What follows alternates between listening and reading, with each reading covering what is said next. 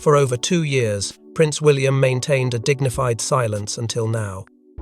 A single, sealed envelope, hidden from the world, changes everything. What did Queen Elizabeth write to Catherine before her death? And why has William chosen this very moment to reveal it? The royal silence has cracked, and inside lies a truth that could shake the monarchy itself. Before we go deeper into what this really means for the royal family, make sure to subscribe so you don't miss a single update. These words echo like a warning, but they also mark the beginning of a story William never wanted to tell, one that has weighed on him from the moment he received the envelope placed quietly into his hands after the Queen's funeral.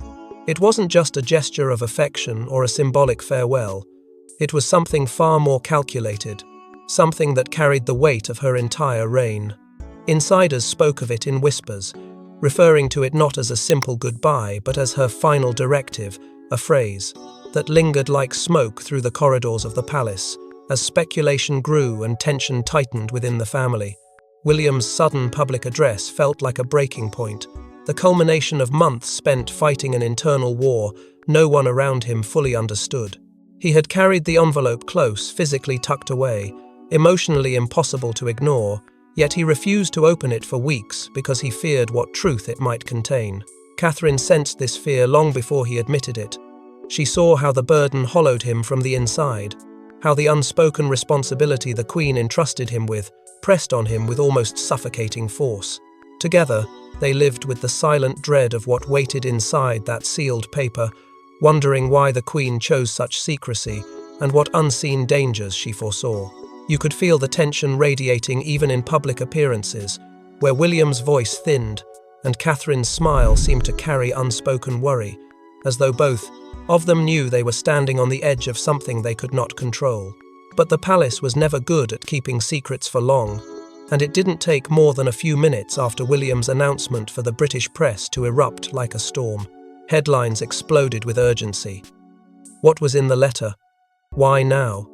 What legacy instruction had the Queen passed on? The frenzy wasn't just about curiosity, it was about fear. People sensed that if William had chosen this precise moment to reveal the existence of the letter, then its contents were not simply sentimental, they were consequential. It stirred memories of old palace fractures and hinted at something darker brewing beneath the surface. Even royal commentators, trained to choose their words carefully, struggled to conceal the shock in their voices, hinting that this revelation was only the beginning of an unraveling that could redefine everything the monarchy stands for. William, however, spoke with a quiet urgency that made it clear he had reached a point of no return. His eyes, weary from months of emotional strain, carried the weight of a man torn between duty and dread. The Queen had left them this final directive for a reason, and he could no longer allow silence to protect the past when the future itself felt poised to fracture.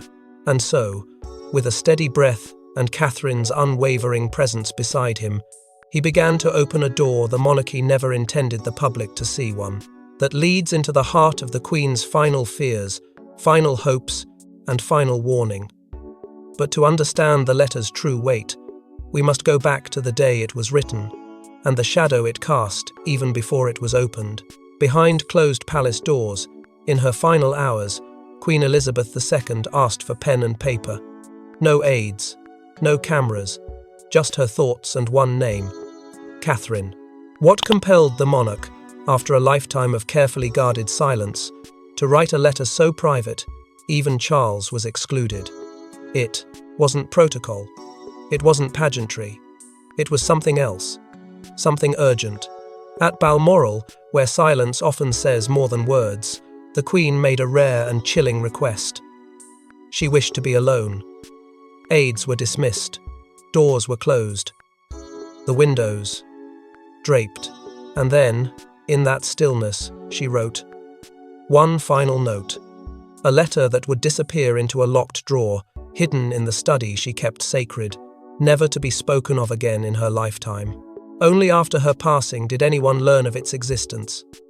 Even then, whispers carried more weight than confirmation. The drawer was discovered accidentally behind a stack of her favorite diaries, sealed with an insignia no one dared question. The envelope was untouched, unlabeled, except for two chilling words in her unmistakable script. For Catherine. That name alone left courtiers in stunned silence. Why not Charles? Why not Anne, the ever-loyal daughter who stood beside her through every storm? But this letter wasn't about seniority. It was about foresight and fear. Those who served the Queen in her final days now speak of subtle changes in her demeanor moments, when her gaze seemed to drift, when she'd pause mid-sentence, as if calculating the weight of something unspeakable. Some now believe she saw something coming, something none of them were prepared for. Not political turmoil or scandal, but a fracture, a deep one, in the very bones of the monarchy she had spent her life defending, and in those moments of silence, she made a choice, not out of sentiment, but survival. She chose Catherine. The Queen had always been strategic with emotion, generous with grace, but sparing with trust. And yet, her relationship with Catherine evolved quietly but powerfully over the years. Private walks, long silences filled not with discomfort but mutual understanding. The monarch saw something in her grandson's wife that reminded her of a version of herself, not the crown, not the ceremony, but the burden, the calm, the stillness in the storm. This wasn't affection. It was selection. The Queen, in her final hours, handed Catherine something no one else could carry, a burden forged in secrecy, sealed in legacy. Buckingham Palace would later swear key staff to silence.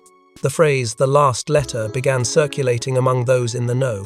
Yet no one dared speak of it aloud, not until William broke the silence. And suddenly, the world understood that this wasn't just a personal matter. It was the first ripple of a seismic shift. What the Queen feared was not just that the monarchy could fall, but that it would fracture from within. And only Catherine, in the Queen's eyes, had the resolve to hold the line when others crumbled. But why Catherine? Why not Charles or even Anne? The answer lies not in tradition, but in unspoken trust and buried royal fractures. Among all the royals, only one earned the Queen's whispered title, the stabilizer. Catherine wasn't born royal, yet she became the monarchy's silent strength. Was the letter a blessing or a burden passed down? It's a question that has haunted royal insiders ever since the envelope's existence was first whispered into the corridors of power. To those on the outside, Catherine's rise seemed serene, graceful, even effortless. But beneath the surface was a woman meticulously shaped by duty, restraint, and relentless scrutiny. And the Queen saw it all. Behind the walls of privilege and protocol, Elizabeth watched Catherine endure storms that would have broken others. Through scandal, betrayal, and public spectacle, Catherine never flinched. She didn't command attention with defiance or declarations. She mastered the far more dangerous art of silence. It wasn't submission, it was strategy. And the Queen noticed. In private, the monarch referred to her not by name, but by a phrase used only in her most sacred diary entries. My anchor. Not even Charles, her own son, was spoken of with such quiet reverence. Those rare moments the Queen and Catherine spent together, walks at Balmoral, tea in the private drawing room at Windsor, were never announced, never photographed. But they weren't social calls. They were moments of transmission, of legacy, of trust being slowly, deliberately passed from one woman to another. A queen, nearing the twilight of her reign, and a future queen, still learning the weight of silence. There was a moment, recounted by a former senior aide, that stands out like a red thread in the royal tapestry.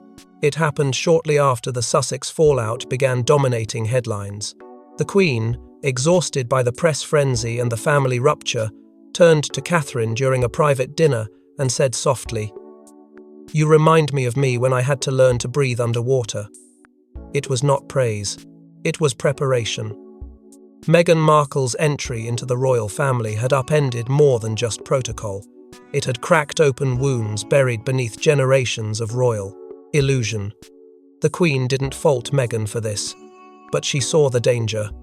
And in the chaos, it wasn't Charles, Anne, or even William she saw standing firm. It was Catherine. That silent endurance didn't go unnoticed. The Queen admired not just Catherine's ability to endure, but her refusal to weaponize pain. Where others aired grievances in interviews and documentaries, Catherine held her silence like a sword, and in doing so, she became not just the face of calm, but the vessel for something older, something sacred. The letter wasn't just a message, it was a task, a secret burden placed on the only royal the Queen believed could carry it without breaking, and perhaps more importantly, without telling a soul. But the question still lingers like smoke in a sealed room. If the Queen placed her faith in Catherine, why was William the one to hold the letter for so long, and why reveal it now? William held the sealed letter for months. It remained unopened in his personal vault, until one sleepless night, Catherine begged him to read it. What he discovered sent a chill down his spine. This was not a farewell. It was a warning. The letter had haunted them both, quietly, relentlessly. Each morning William would glance toward the drawer where it was kept, and each night he would walk past it without a word. He'd told himself it was respect, that it wasn't time, that perhaps some doors should remain closed. But it wasn't the letter he feared, it was what it might demand of him. Catherine saw it first, not in the letter itself, but in his eyes. The way his tone would shift whenever someone mentioned the Queen. The way he avoided speaking of legacy or duty in the same breath. And then came the dreams, hers, not his. Dark, tangled nightmares that left her breathless, as if the past was clawing its way into the present. She woke one night, eyes wide, and whispered, "It's meant for us now." That night, William didn't argue. He simply rose, walked to the drawer, and held the envelope like it might burn through his hand. It was sealed, untouched, with the Queen's insignia pressed deep into the wax. His fingers trembled as he broke it. For a long moment, he couldn't breathe. Catherine reached for him, grounding him, as he unfolded the heavy parchment. Her eyes scanned it with him, line by line, and together, they fell into a silence heavier than any crown. The first words on the page struck like thunder. "When the storm arrives, hold the line." It was not sentiment, it was instruction. The tone was unmistakably the Queen's, measured, exacting, with an undertone of urgency that neither of them had expected. But what came next was worse. "Fractures will try to shatter the crown not from enemies, but from blood, not from below, but from within." The words weren't cryptic, they were prophetic, and they were terrifying. Catherine's breath caught. William blinked rapidly, as if refusing to let tears surface. The Queen had seen something. Perhaps not in headlines or interviews, but in the silence between conversations, in the eyes of her children and grandchildren. She had felt the rot before it showed itself. She had known the institution she preserved with quiet steel was no longer invincible. William read on. Mentions of deception, of power shifting hands too quickly, of loyalty eroding under the weight of modernity. Catherine's hand clenched his arm, and when the final line appeared, she broke. A soft sob escaped her lips, followed by a flood of tears that didn't stop. William sat frozen, the letter resting on his knee like a blade. And for 3 days, she didn't speak. Not because she was broken, but because she was processing what she now had to become. William, for all his stoicism, was visibly altered. Palace aides noted he seemed heavier somehow, not in body, but in spirit. And Catherine, always so composed, now moved through rooms like a shadow, her every action measured, deliberate. The letter didn't just speak to them, it passed something on to them. A task, a curse, a countdown. The Queen hadn't written to ease their grief, she had written to prepare them for war. One not of guns or borders, but of truths and betrayals. And as the weight of that letter bore down on their marriage, their titles, and their silence, the question that followed became unavoidable. But what did the Queen foresee? What royal fractures had already begun to spread beneath the surface ones only Catherine could mend? Charles, Harry, Meghan, Andrew. The royal house stands at least in public. But in private, the Queen's letter speaks of betrayal, succession, anxiety, and whispered fears of a house teetering on implosion. Was this letter a call to arms or a prophecy of collapse? As William and Catherine read deeper, the tone shifted from cautious concern to cold realism. The Queen had not sugar-coated her thoughts. She had documented fractures within the family that, if left unchecked, become earthquakes. The line that struck deepest was chilling in its simplicity. Blood doesn't guarantee loyalty. That was not just a remark, it was an indictment. It laid bare a truth the monarchy had long tried to suppress. Not every member within its golden walls had the crown's survival in mind, and not every betrayal would come from the outside. The Queen's carefully worded reflections hinted at Harry's estrangement, but it was clear she saw it coming long before the world did. She noted the shifting winds around him, the dangerous symbiosis between grievance and media manipulation. Meghan's arrival had not created the storm, it had revealed it. The Queen understood that the monarchy could survive scandals, but not when those scandals turned into open warfare, broadcast across continents. And worse still, she feared the very institution she spent her life protecting would respond too slowly, too rigidly, to adapt. Her subtle doubt in Charles's readiness were, they're not direct, but undeniable. "Temperament matters more than title," she wrote. And while she acknowledged his experience, she questioned whether he truly grasped the gravity of modern sovereignty. "He is prepared," she said, "but not yet tested in the fire." Yet fire had already touched the royal name before, and the Queen hadn't forgotten. Her letter recounted the shadows of past implosions, abdications, divorces, public breakdowns. "Lessons unlearned return with vengeance," she warned. And then came the line that Catherine would later describe as a blade disguised as a sentence. It was about Andrew. There was no detail, no condemnation, just a stark warning. What has been buried will rise again, and it will not ask permission. William's hands clenched when he read it, understanding full well what was being implied. The Queen had known the fallout from Andrew's scandals was not over and that its return would be ruthless. But amid the cracks, she offered a compass. Not to Charles, not to William, but to Catherine. "You will be the compass. Steady him." The words were haunting in their intimacy. It was a call not for leadership, but for navigation. The Queen believed the institution could still survive, but only if Catherine steered it with the same quiet precision that had earned her the Queen's trust in the first place. She was not asked to command, but to anchor. In her, Elizabeth placed the monarchy's final hope not in grandeur or lineage, but in character. And so, the letter wasn't simply a farewell, it was a battlefield map. But this wasn't just about danger, within it was about something coming from the outside, something the Queen feared would consume them all.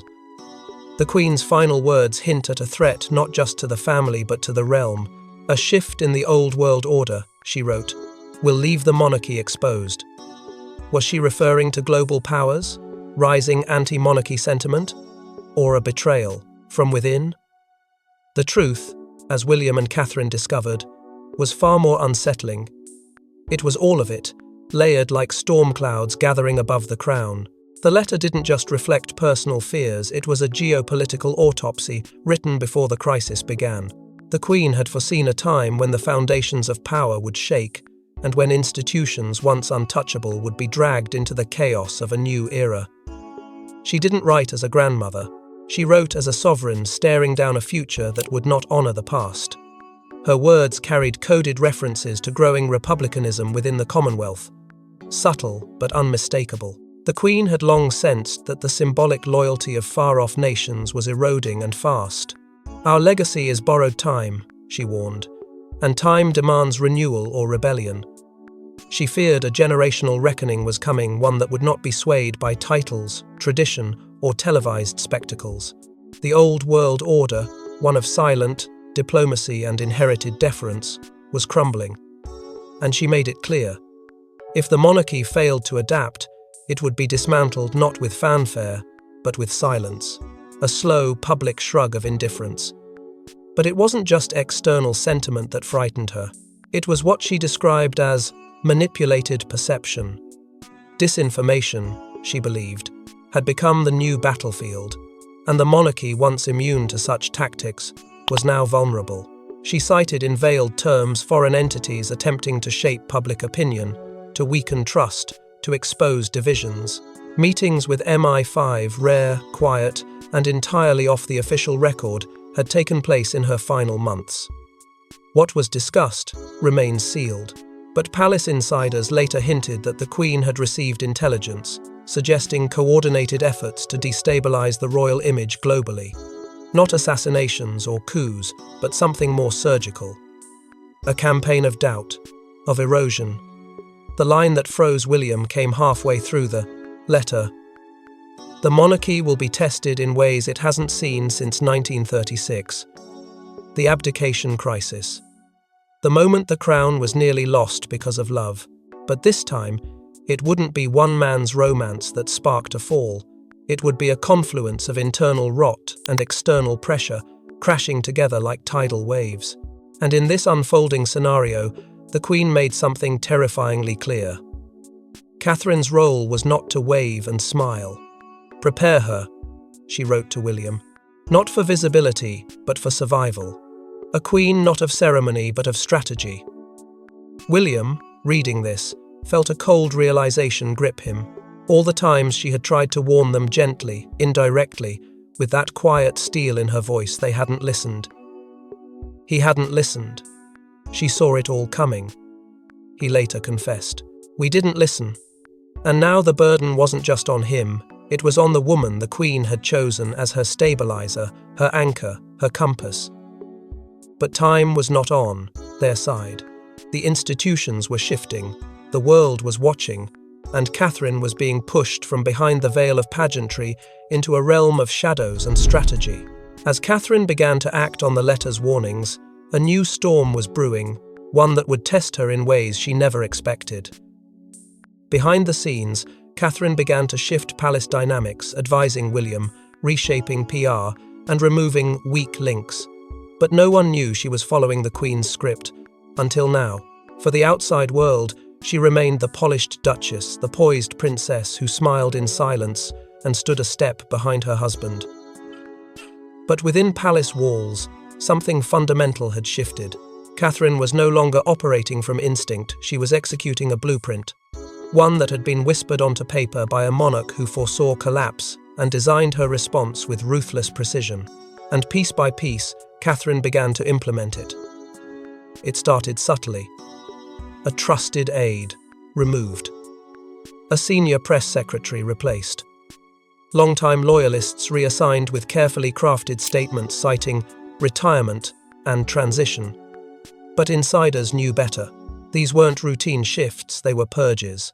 Catherine's fingerprints began appearing on matters once considered off-limits for her. Royal appointments that bypassed traditional advisors now bore her endorsement. Engagements were reorganized, not for appearance, but for message control. Entire press strategies were overhauled, and media silence orders were issued with language so tight, even seasoned reporters backed off. The Queen's ghost was in the machinery, and Catherine had become its operator. The tipping point came with a leak, one brief message from an intercepted email, later buried by the palace. The letter guides everything. 4 words, and they changed the game. Suddenly, those closest to the monarchy began asking new questions. Queen's posthumous will? Even William struggled to keep pace. His wife was still the same woman who had stood beside him through every battle, but she had become something else, something more. He confided to a friend in what would later become a defining quote. "She's not just my wife anymore, she's the Queen's executor." And while there was admiration in his voice, there was also fear. Catherine's transformation wasn't performative.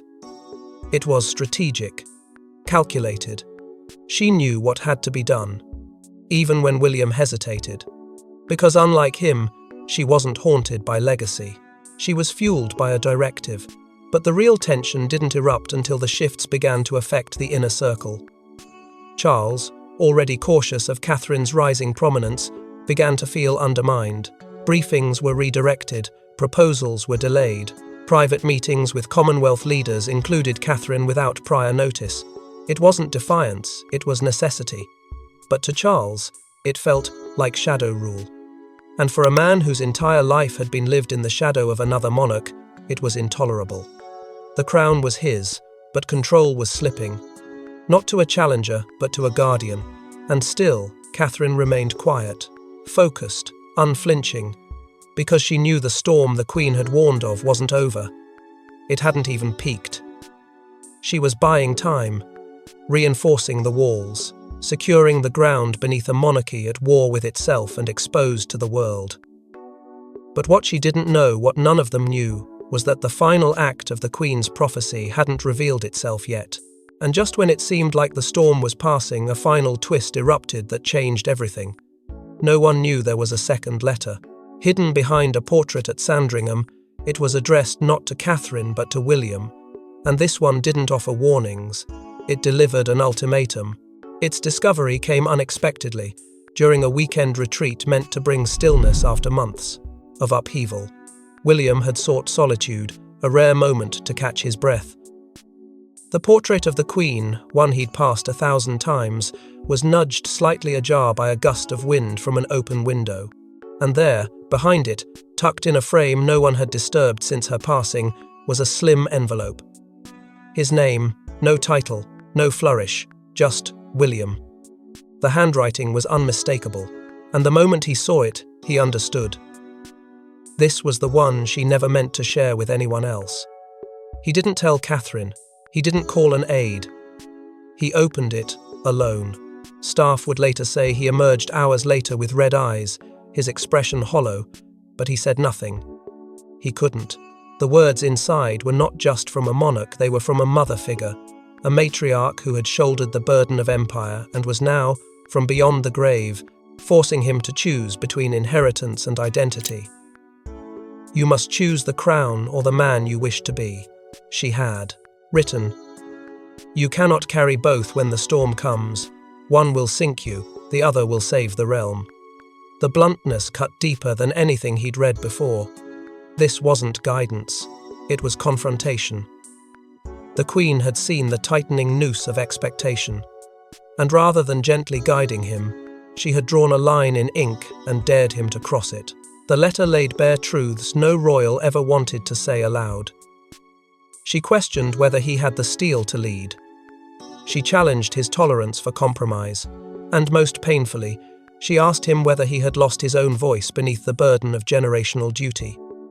William read it twice, then a third time, and by the fourth, he began to understand that this wasn't a condemnation, it was a call to finally take ownership of the future, to stop reacting, to start ruling, not as a puppet of legacy, but as a sovereign of conviction. In the days that followed, those around him noticed the shift. His posture changed, his tone sharpened, appearances became more controlled, messages more deliberate. The passive air had vanished. In his place stood a man haunted by a choice and finally ready to make it. The breaking of his silence came not in an official speech, but in a single line uttered before cameras during a quiet engagement. "I owe the truth to my mother and to Catherine." The weight of those words rippled across the monarchy like a thunderclap. This wasn't diplomacy, this was declaration. Something had changed, a line had been crossed. And the future, once dictated by tradition, was now being shaped by a man standing in its storm letter in hand, burden on his back and destiny underfoot. Now, as the world watches and the monarchy trembles, what comes next may rewrite royal destiny forever. Prince William has spoken. Catherine stands beside him. The Queen's hidden letter is no longer a secret, it's a revolution. As the monarchy stares into the unknown, one truth remains. The House of Windsor will never be the same again. For decades, the crown stood as a symbol of silent endurance, duty over emotion, image over reality. But in the shadow of Queen Elizabeth's passing, that silence was broken not by scandal, but by truth. In a televised address unlike any before, William laid bare the contents of not one but two letters, one meant for Catherine and one written only for him, both written in the Queen's hand, both carrying the weight of a kingdom's survival. There was no fanfare, no velvet curtains, just William's voice, clear and steady, as he spoke the words that shattered decades of unspoken tension. "And she trusted us to hold the line." As he spoke, Catherine stood beside him. Clipped to her coat was the Queen's brooch, an unmistakable message that loyalty had passed not just through bloodlines, but through purpose. The image travelled the world in minutes. Headlines erupted. The Queen's legacy unleashed. New royals, old ghosts. A silent revolution from Sandringham. But within the palace, panic unfolded. Charles, sources confirmed, had not been warned of the second letter, nor of William's intent to make it public. To him, this was betrayal. A disruption of protocol. A breach of trust. But for William, it was long overdue. No more hiding behind tradition. No more rehearsed smiles. The Queen had seen the fire approaching, and William had chosen to step into it rather than flee from its light. What followed was chaos. Royal courtiers scrambled to contain narratives. Some claimed William's move was reckless. Others called it courageous. Social media became a battleground, millions cheering the rise of a monarchy finally speaking in the language of modern truth, while others mourned the erosion of mystery that once made the royals untouchable. But the divide was clear. This wasn't just about succession, it was about transformation. And Catherine, once called the stabilizer, now stood as something more, the fulcrum of a seismic shift. Through it all, William held to one final message, words that echoed louder than the address itself. "We were raised to follow," he said, eyes locked to the camera. "But now, we must lead." With those words, the past was buried not in dishonor, but in evolution. The Queen's legacy had not been instructions, it had been ignition. And from it, William and Catherine were no longer heirs in waiting. They were architects of the next chapter. And so the torch passes not just to a new generation, but to a new vision of monarchy, one lit by the Queen's last words. Thanks for watching. Don't forget to like and subscribe, and we will see you in the next one.